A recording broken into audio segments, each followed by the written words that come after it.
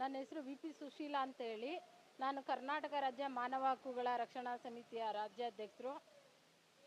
ಈ ದಿನ ನಾನು ತಮ್ಮಲ್ಲಿ ಕೋರುವುದೇನೆಂದರೆ, ಮೈಸೂರು ನಗರದ ಸರಸ್ವತಿಪುರಂನಲ್ಲಿರುವಂತಹ ಸಿಗ್ಮಾ ಆಸ್ಪತ್ರೆ, ಈ ಆಸ್ಪತ್ರೆಯಲ್ಲಿ ಬಡವರಿಗಾಗಿ ಇರುವಂತಹ ಆಸ್ಪತ್ರೆ. ಸರ್ಕಾರದಿಂದ ಎಲ್ಲ ರೀತಿಯ ಸವಲತ್ತುಗಳನ್ನು ಅತಿ ಕಡಿಮೆ ದರದಲ್ಲಿ ಸಿಗ್ಮಾ ಆಸ್ಪತ್ರೆ ನೀಡ್ತಾ ಇದೆ. ಬಡವ್ರಿಗಾಗಿ ಇದೆ ಈ ಆಸ್ಪತ್ರೆ. ಈ ಆಸ್ಪತ್ರೆ ವಿರುದ್ಧ ಕೆಲವೊಂದು ಕಿಡಿಗೇಡಿಗಳು ಅಪಪ್ರಚಾರ ಮಾಡ್ತಾ ಇದ್ದಾರೆ ಮಾಧ್ಯಮದಲ್ಲಿ, ಟಿ ವಿನಲ್ಲಿ, ಪೇಪರಲ್ಲಿ, ನ್ಯೂಸಲ್ಲಿ, ಹಾಗೆ ಹೀಗೆ ಅಂತ. ಅದೆಲ್ಲ ಸುಳ್ಳು. ಈ ಆಸ್ಪತ್ರೆ ಕಾನೂನುಬದ್ಧವಾಗಿ ನಡೀತಾ ಇದೆ, ಲೀಗಲ್ ಆಗಿದೆ. ಯಾವುದೇ ಅಕ್ರಮವಾಗಿ ನಡೆಸ್ತಾ ಇಲ್ಲ ಈ ಆಸ್ಪತ್ರೆ ಸ್ಥಾಪನೆಯಾಗಿ 10 ವರ್ಷದ ಮೇಲಾಗಿದೆ.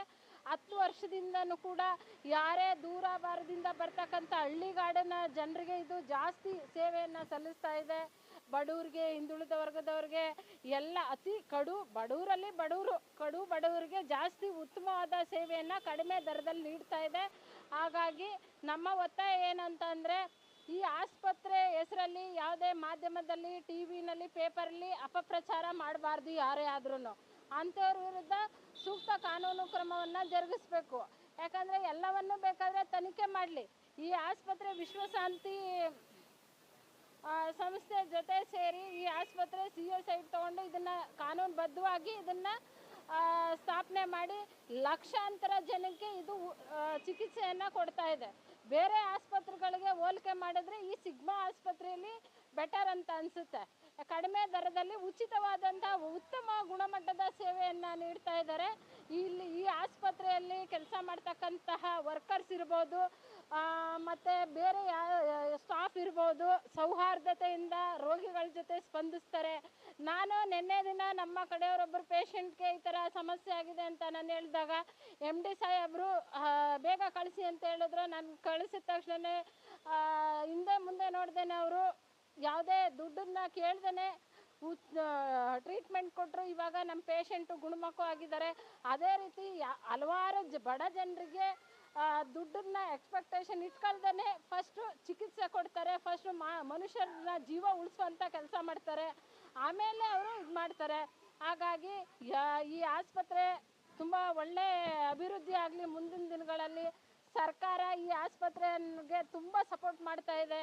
ಬಡವ್ರಿಗಾಗಿ ಇರುವಂಥ ಆಸ್ಪತ್ರೆ. ಈ ಆಸ್ಪತ್ರೆಯಲ್ಲಿ ಉಚಿತವಾಗಿ ಸೇವೆ ತಗೊಂಡು ಜನರು ಗುಣಮುಖ ಆಗಲಿ, ಯಾವುದೇ ರೀತಿ ಸಮಸ್ಯೆ ಆಗಬಾರ್ದು ರೀತಿ ಈ ಆಸ್ಪತ್ರೆ ಮುಂದುವರಿಸಲಿ ಅನ್ನೋದು ನಮ್ಮ ಒತ್ತಾಯ. ನಮಸ್ತೆ, ನನ್ನ ಹೆಸರು ಮಂಜುನಾಥ್ ಅಂದ್ಬಿಟ್ಟು.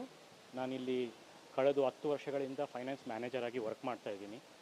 ಇಲ್ಲಿ ನಾವು ಇವತ್ತು ನಡೆತಕ್ಕಂಥ ವಿಷಯವೇನೆಂದರೆ, ನಮ್ಮ ಏನು ನಾವು ಬೆಳೀತಿರ್ತಕ್ಕಂಥದ್ದನ್ನ ನೋಡಿ ಕೆಲವೊಂದು ಅಪಪ್ರಚಾರಗಳು ನಡೀತಾ ಇದೆ.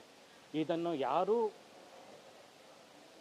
ಕಿವಿಗೆ ಹಾಕಬಾರ್ದು ಅಂತ ಹೇಳಿ ನಾವು ತುಂಬಾ ನೋವಲ್ಲಿ ಕೇಳ್ಕೊತಿದ್ದೀವಿ. ಕಾರಣ ಏನು ಅಂದರೆ, ಈಗ ನಮ್ಮ ಹಾಸ್ಪಿಟ್ಲು 100 ಕಿಡ್ನಿ, ನಿನ್ನೆ ಒಂದು ಪ್ರೊಸೀಜರ್ ಆಗಿದೆ, ಕಿಡ್ನಿ ಟ್ರಾನ್ಸ್ಪ್ಲಾಂಟು 100 ಕಿಡ್ನಿ ಟ್ರಾನ್ಸ್ಪ್ಲಾಂಟ್ಸ್ಗಳಾಗಿದೆ.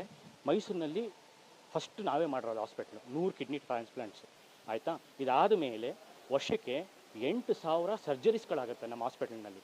ಆ 8,000 ಸರ್ಜರೀಸ್ನಲ್ಲಿ ಹೆಚ್ಚು ಕಡಿಮೆ 6,000 ಸರ್ಜರೀಸು ಗೌರ್ಮೆಂಟ್ ಸ್ಕೀಮ್ಸಿಂದಲೇ ನಡೀತಕ್ಕಂಥದ್ದು. ಗೌರ್ಮೆಂಟ್ ಸ್ಕೀಮ್ಸು ಅಂದರೆ ಈ ಬಡಬಗ್ಗರುಗಳಿಗೆ ಸಹಾಯ ಆಗಲಿ ಅಂಥೇಳಿ ನಮ್ಮ VSS ಮತ್ತು ನಾವು ಸಿಗ್ಮಾ ಫೌಂಡೇಶನ್ನು, ಸಿಗ್ಮಾ ಹಾಸ್ಪಿಟ್ಲು ಜಂಟಿಯಾಗಿ ಸೇರಿ ಮಾಡ್ತಕ್ಕಂಥ ಈ ಕಾರ್ಯಕ್ಕೆ ಕಿಡಿಗೇಡಿಗಳಾದಂಥವರು ಬೇಕಾಗಿರೋದು ಬೇಡದೇ ಇರೋದು ಎಲ್ಲದನ್ನೂ ಹೇಳಿ ಸುಮ್ಮನೆ ಅವ್ರ ಹತ್ರ ಯಾವ ಥರ ಡಾಕ್ಯುಮೆಂಟೇಷನ್ನೂ ಇಲ್ಲ, ಏನು ಪಬ್ಲಿಕ್ಗೆ ದಿಕ್ಕು ತಪ್ಪಿಸೋ ದಾರಿನ ತೋರಿಸ್ತಾ ಇದ್ದಾರೆ. ಏನಂತ, ಇವ್ರದ್ದು ಸರಿಯಾಗಿ ಡಾಕ್ಯುಮೆಂಟೇಷನ್ ಆಗಿಲ್ಲ, ಇವ್ರುಗಳು ದುಡ್ಡು ಮಾಡ್ತಾ ಇದ್ದಾರೆ, ಇವರು ಇನ್ನೂ ಪೇಷಂಟ್ಗಳನ್ನ ಹಲ್ಲೆಗೆಳೀತಿದ್ದಾರೆ, ಪೇಷಂಟ್ಗೆ ಸರಿಯಾಗಿ ಚಿಕಿತ್ಸೆ ಕೊಡ್ತಾ ಇಲ್ಲ. ಇದು ಯಾವುದು ನಮ್ಮಲ್ಲಿ ಆಗ್ತಿರ್ತಕ್ಕಂಥದ್ದು ಇಲ್ಲ. ಯಾಕೆ ಹೇಳ್ತಾ ಇದ್ದೀನಿ ಅಂದರೆ, ನಾನು ಹೇಳಿದ್ನಲ್ಲ ನಿಮ್ಗೆ, ಈಗಾಗಲೇ 100 ಟ್ರಾನ್ಸ್ಪ್ಲಾಂಟ್ ಆಗಿದೆ, 8,000 ಸರ್ಜರೀಸು ಒಂದು ವರ್ಷಕ್ಕೆ ಆಗುತ್ತೆ ಅಂದರೆ ಸುಮ್ಮನೆ ಪೇಷಂಟ್ಗಳು ಬರೋದಿಲ್ಲ. ಬಾಯಿಂದ ಬಾಯಿಗೆ ಹೋಗ್ತಾನೆ ಇರ್ತದೆ ಹಾಸ್ಪಿಟಲ್ ಸರಿ ಇಲ್ಲ ಅಂದಾಗ. ಬಟ್ ನಮ್ಮ ಹಾಸ್ಪಿಟ್ಲು ತುಂಬ ಚೆನ್ನಾಗಿ ಕಾರ್ಯನಿರ್ವಹಿಸ್ತಾ ಇದೆ. ಆಮೇಲೆ ನಮ್ಮಲ್ಲಿ ಇರ್ತಕ್ಕಂಥ ಡಾಕ್ಟ್ರುಗಳು ಎಲ್ಲ ಸೀನಿಯರ್ ಮೋಸ್ಟ್ ಡಾಕ್ಟ್ರುಗಳು.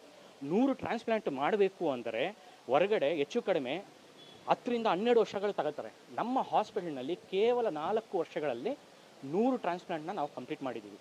ಸೊ ಇದು ನಮಗೆ ಒಂದು ಹೆಮ್ಮೆಯ ಇದನ್ನೆಲ್ಲ ನಾವು ಕನ್ಸಿಡರ್ ಮಾಡಿ ನೋಡಿದಾಗ, ಬಟ್ ಈ ಬೇರೆ ನ್ಯೂಸ್ ಚಾನಲ್ಸ್ಗಳೇ ಇರ್ಬೋದು, ಇನ್ನೊಬ್ಬರೇ ಇರ್ಬೋದು, ಯಾರೇ ಆಗಿದ್ರೂ ದಾಖಲೆಗಳು ಇಲ್ದಿರ ಏನು ಹೇಳ್ತಾ ಇದ್ದಾರೆ, ಸುಳ್ಳು ಪ್ರಚಾರಗಳನ್ನ. ಇವ್ರದ್ದು ಹಾಸ್ಪಿಟ್ಲು ಡೆಮಾಲಿಷನ್ ಆಗುತ್ತೆ, ಇವ್ರದ್ದು ಸರಿ ಇಲ್ಲ, ಚಿಕಿತ್ಸೆ ಸರಿ ಇಲ್ಲ, ಯಾವ ಬೇಸಿಸ್ ಮೇಲೆ ಹೇಳ್ತಾ ಇದ್ದಾರೆ? ದಯವಿಟ್ಟು ಬನ್ನಿ ನಮ್ಮ ಹಾಸ್ಪಿಟ್ಲಿಗೆ. ನೀವು ಆ ಥರ ಏನಾದ್ರು ಇದ್ದರೆ ದಯವಿಟ್ಟು ಬಂದು ನಮ್ಮಲ್ಲಿ ನೋಡಿ. ನಮ್ಮಲ್ಲಿ ಆ ಥರ ಏನಾದ್ರು ಇದ್ದರೆ ನಾವು ಒಪ್ಕೊಳ್ಳೋಣ. ಅದು ಬಿಟ್ಟು ಏನೂ ಡಾಕ್ಯುಮೆಂಟ್ ಇಲ್ದಿರ ಡೆಮಾಲಿಷನ್ ಆಗುತ್ತೆ, ಇನ್ನೊಂದು ಯಾವುದೇ ಕಾರಣಕ್ಕೂ ಆಗಲ್ಲ. ಇನ್ನೊಂದು ಹೇಳೋಕ್ಕೆ ಬಯಸೋದು ಏನು ಅಂದರೆ, ನಾವಿಲ್ಲಿ 250 ಸ್ಟಾಫ್, 250ಇಂದ 300 ಸ್ಟಾಫು ಫೌಂಡೇಶನಿಂದ ಸೇರಿ, ಹಾಸ್ಪಿಟ್ಲು ಫೌಂಡೇಶನ್ ಎಲ್ಲ ಸೇರಿ 300 ಸ್ಟಾಫ್ಗಳಿದ್ದೀವಿ. 300 ಸ್ಟಾಫ್ಗಳಿಗೂ ಒಂದೇ ದಿವಸದಿಂದನೂ ಇವತ್ತಿನ ತನಕನೂ ನಮ್ಮ ಹಾಸ್ಪಿಟ್ಲು ತುಂಬ ಚೆನ್ನಾಗಿ ಎಲ್ಲನೂ ನೋಡ್ಕೊಂಡಿದ್ದಾರೆ. ಏನಕ್ಕೆ? ಅವರು ನಮಗೆ ಸಹಕರಿಸಿದ್ದಾರೆ, ನಾವು ಅವ್ರಿಗೆ ಸಹಕರಿಸಿದ್ದೀವಿ. ಆದರೆ ಈ ಕಿಡಿಗಳು ಏನು ಮಾಡ್ತಾ ಇದ್ದಾರೆ, ಅಪಪ್ರಚಾರ ಮಾಡಿ ಆ ಅಪಪ್ರಚಾರದಿಂದ ನಮ್ಮಗಳಿಗೆಲ್ಲ ತೊಂದರೆ ಆಗಂಗೆ ಮಾಡ್ತಾ ಇದ್ದಾರೆ.